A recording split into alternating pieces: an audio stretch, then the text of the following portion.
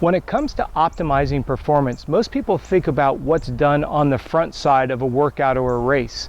What I want you to think about in this video is, what about the back side of performance? And that's what we refer to as recovery. If you look at the definition of overtraining, I always refer to it as putting the body under more than what it can absorb. And the way that we absorb training and racing is through sleep and food.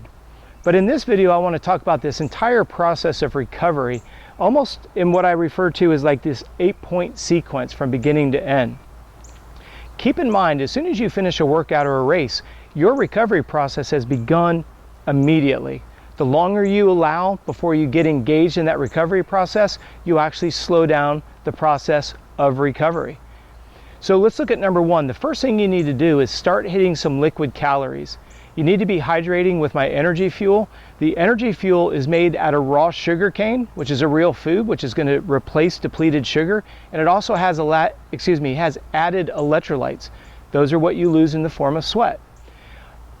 If we're looking at liquid calories, I want you to then move into a smoothie. You probably are aware that I have my own smoothie recipe book that you can find on Amazon Kindle.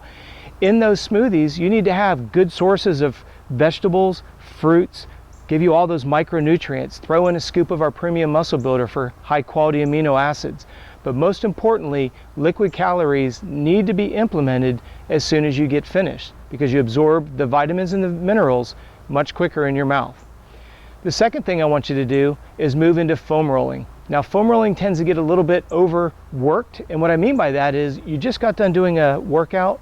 No matter what the intensity is, your tissues need some TLC, some tender loving care. You don't need to be smashing and grinding on that soft tissue. If there's a slight level of dehydration or depletion, and you're in there just pounding the foam roller, you're only going to create more microfilament tears in the muscle. Foam rolling is good, but it needs to be very, very light. The third thing that you need to do, especially when we're dealing with lower extremities, is get the body parts elevated. You want to let gravity work for you and with you. You want to get your heart below your feet, for example, and that brings the venous blood flow back to the heart. Remember, we're talking about the subject of recovery. You're trying to facilitate recovery, get the blood flow back to the heart where it gets reoxygenated and gets replenished with nutrients. The next one that we want to look at is compression. And what I mean by that are the compression socks. If you're done with a race or a heavy training session and you're getting ready to fly, you definitely need to have compression socks on. If you're going to be jumping into a vehicle, you need to have compression socks on. Why? Because your torso is sitting at a 90-degree angle from your top of your thighs, and then you have yet a 90-degree bend at the knees. Your calves and your feet have just gotten through a workout or a race.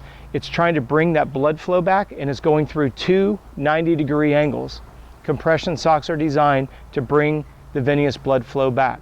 So a huge component of recovery. The next one is not always logistically possible, but if it is, try to get a 2-hour power nap in. Get a high quality snack with some MCT oils in it and some high quality amino acids. Lay down in a dark, cold room with no sound. What that's going to do is release the necessary hormones for recovery, testosterone, HGH, etc.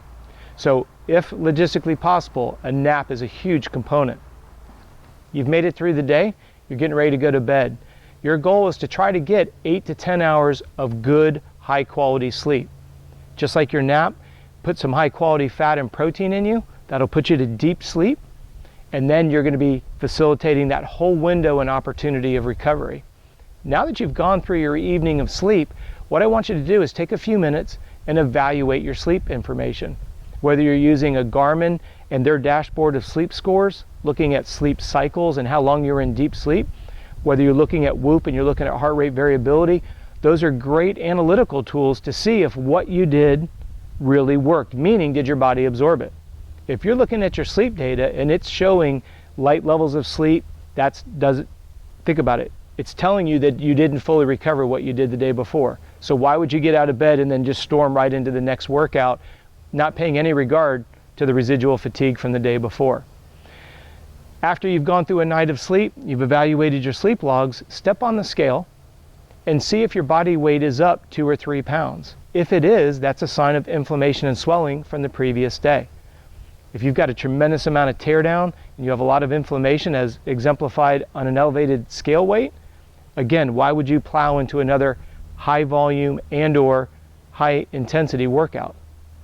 It sounds counterintuitive when you're watching the video, but I need you to really pay attention to these components of recovery. If you take these 8 elements and you implement them, I guarantee you, you'll be able to offset something that I refer to as residual fatigue and chronic depletion. If you keep breaking the body down and you keep depriving it of quality sleep and you don't hit the necessary recovery calories and hydration, you're just putting yourself into a deeper and deeper hole, which is reflected with some other hormonal issues that we cover in other videos. As always, if you have questions about this, please feel free to email myself and my team, contact@coachrobb.com.